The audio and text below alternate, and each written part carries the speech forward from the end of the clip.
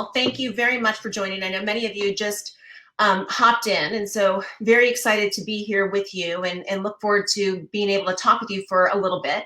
I am Shannon Schuyler. I am PwC's Chief Purpose and Inclusion Officer, and so I look after our purpose, which is to build trust in society and solve important problems. And certainly when we look at society today, one of the things that we all need to focus on is this notion of diversity and inclusion. So that's another part of what we do. I want to make sure that I take questions. And so if you have questions, you're more than happy to either put them in, or at the end of the session, I'm going to take a couple live questions, depending if we have time and certainly if we have interest. But really appreciate this casual dialogue, because I think there's a lot of things that we could and should be doing. And I think each of us as individuals needs to find those actions that will be most impactful. And so I want to talk to you today a little bit about allyship. But I wanted to start it in a little bit of a different way, so bear with me. I have a quote from Ella Baker, and Ella was a civil rights activist. And her quote, which is now pretty famous, says, "Until the killing of Black men, Black mothers' sons, becomes as important to the rest of the country as the killing of a white mother's son, we who believe in freedom cannot rest until this happens." And I want to be very clear. The murdering of Black women's sons has to stop. As a white mother of a 7-year-old biracial son who has declared that he will never be Black like his father because he doesn't want to be killed, I too will not rest until the killing is done.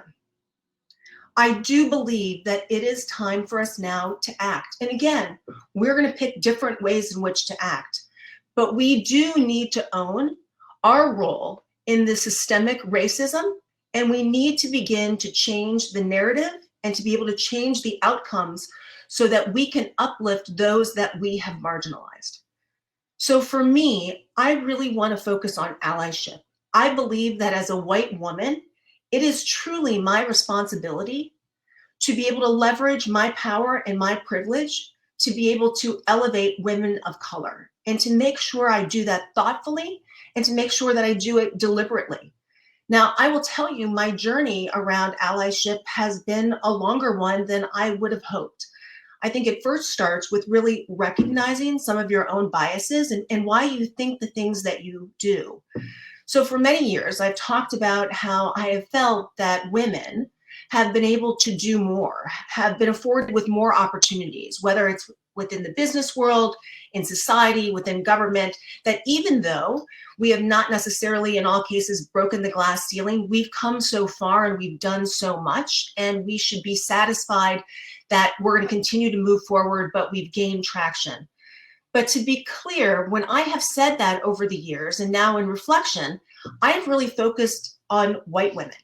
So arguably, white women have earned the most and have been the greatest benefactors of diversity and inclusion efforts. And it has not been women of color, especially Black women. And we need to realize, and I need to realize, when I talk about how far women have come, that that is truly only a small part of women have been able to be a part of that journey. What I get concerned about is when I see what white women are doing, and it mirrors what white men have done. So one of the reasons when you look at whether it's corporate America or others that we have so many white men is that with good intention in many cases, white men have lifted people up and helped people who look like them.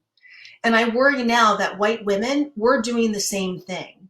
We're looking and we're bringing other people up that look like us, who happen to be other white women. And what we're not doing is reaching back and saying that we need to bring women of color up to make sure that they're getting the same benefits that we have as white women.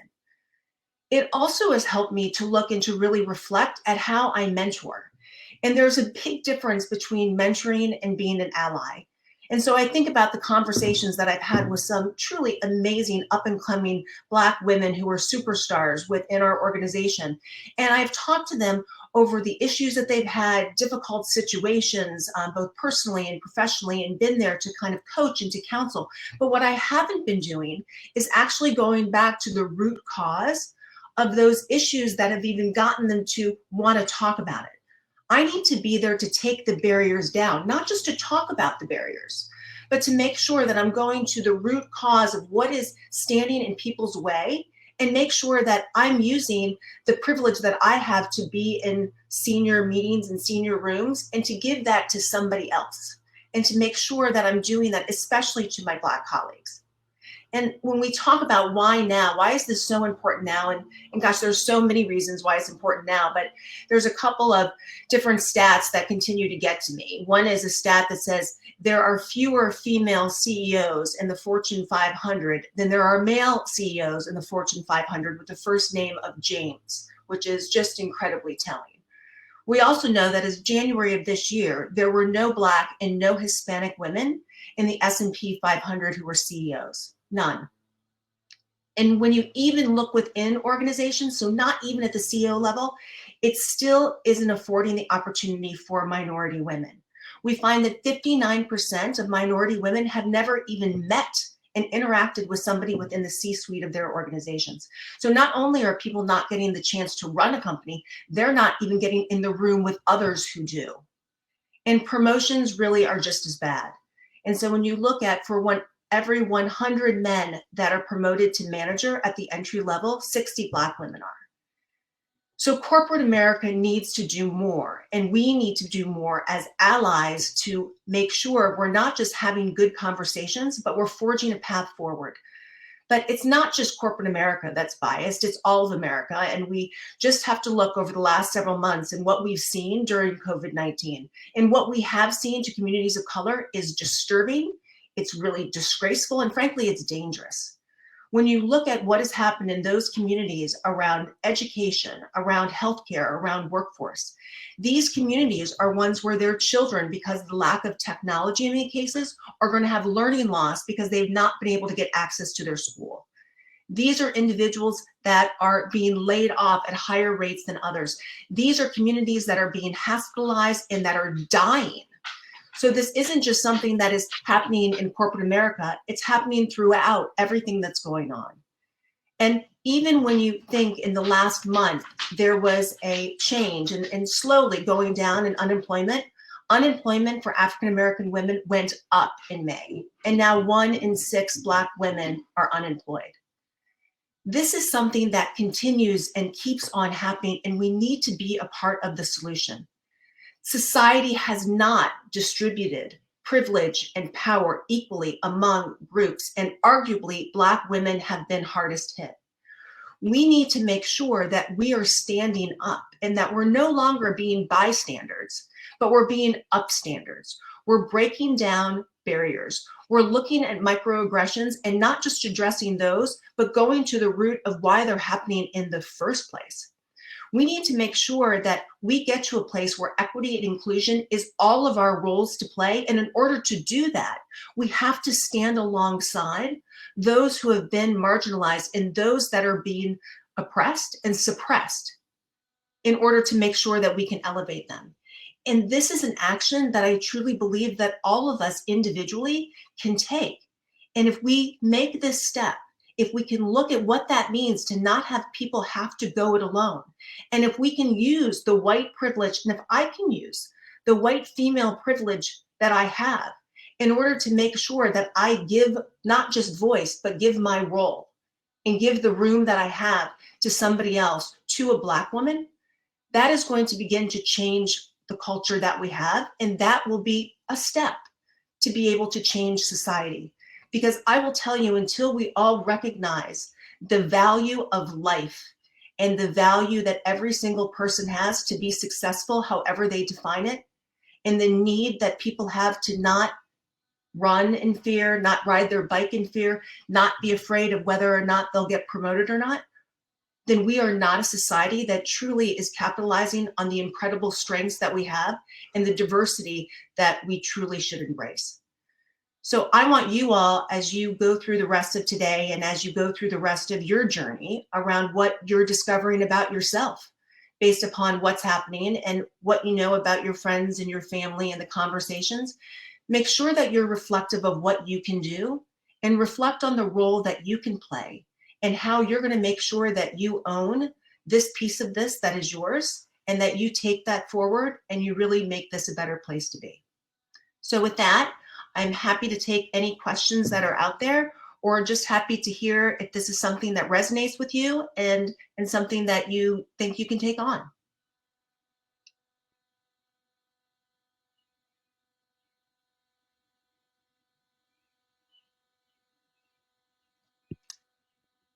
And I will answer any of the questions that you have if they come up in chat.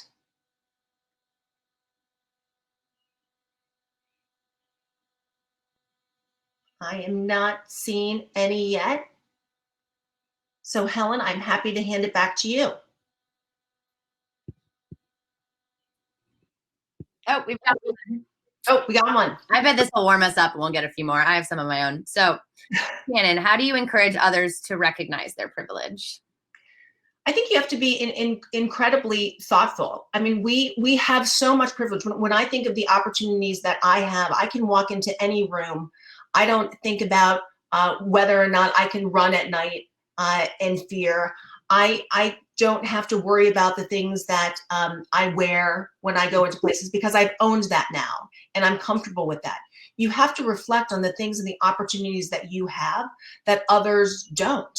And really be able to take a hard look at yourself. And I think it can be really troubling. And again, for me, not really recognizing that I was talking about women in this one bucket when that's completely not true. And why do you do that? What is behind that? Why, in many cases, white women can associate more with Black men than they can with Black women. Why is that? I mean, I think all of this has to be a part of this self-discovery that has you understand why you act the way you are and why you're allowed to. And I think that allowed to really comes with some of your privilege. What resources would you recommend? Like, obviously, on Instagram,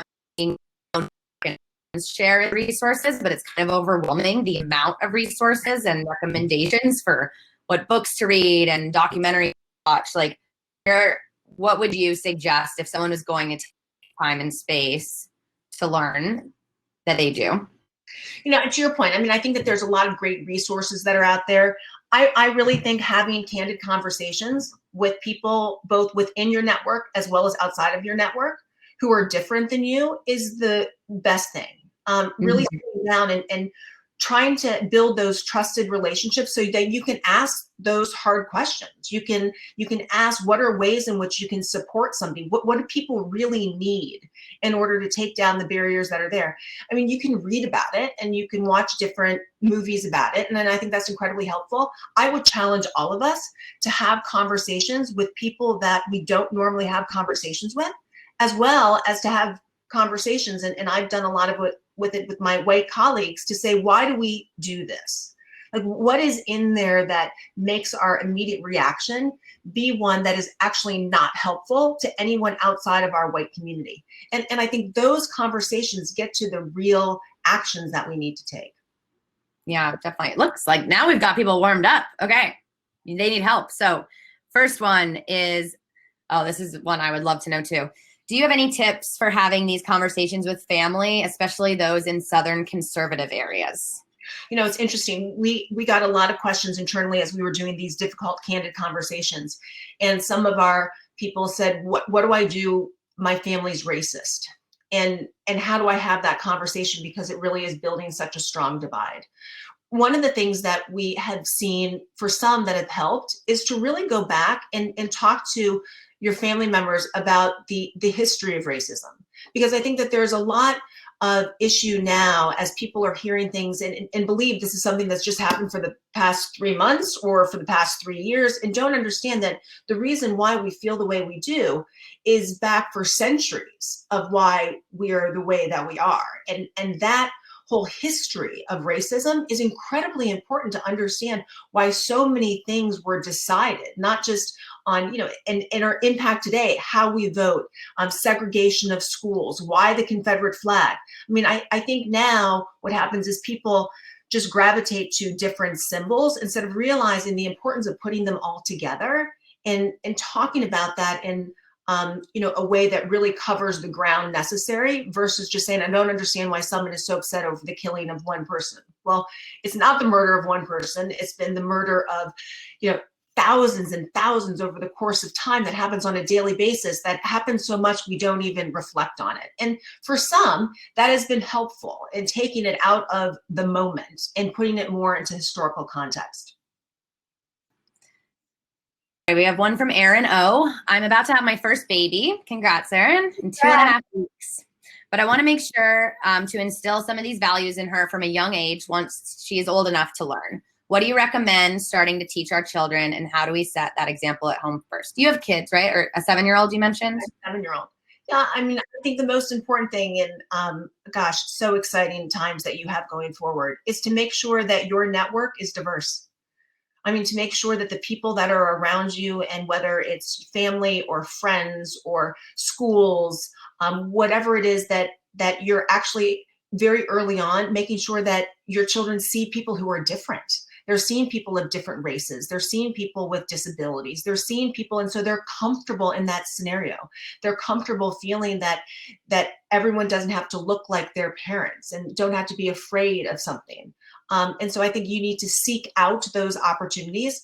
And there's also now really some great kids books. And I think starting out young with that conversation about people who are different than they are, and why that's so important, and the value of that. And actually, you're a more special person if you can surround yourself with people who don't look like you and come from different backgrounds and perspectives, that will make you better. And I think if people start at a young age understanding that, then they're going to move down that same path versus getting so far down where they are, where their network is just very challenging to change. Be respectful of your time. I think you need to be done by 12:30, right? Yep. Okay. So maybe we take one more. And then we can always get back to other questions later. Yeah. I'm sure to share them with you. How do you hold employees accountable to learn, grow, and be inclusive? A couple of different ways. One, we've really baked in inclusive leadership into our framework for how you get from one level to the next. So you have to be able to demonstrate inclusive leadership traits, and how you can bring people into a discussion, how you can make sure that you have diversity amongst your team, how you can have discussions that are candid and build that sense of trust. And so in order to continue to progress, you need to be able to demonstrate those various different things. In addition, we have different programs that help people to do that. We're rolling out a program that is based upon virtual reality, that you have candid conversations with different people, and then you get to go back and use that with your real team. So it's a combination of making sure it's a part of the progression within the organization, as well as making sure that people have tools to practice those types of discussions so they can actually then demonstrate it on the job. Thank you so much, Shannon. It was a pleasure to meet you today. I'm so glad we could have you. And thank you, everyone, for being so engaged and for asking questions. And I'll be sure to share out the recording with you. And thanks for joining us. Thanks so much, guys.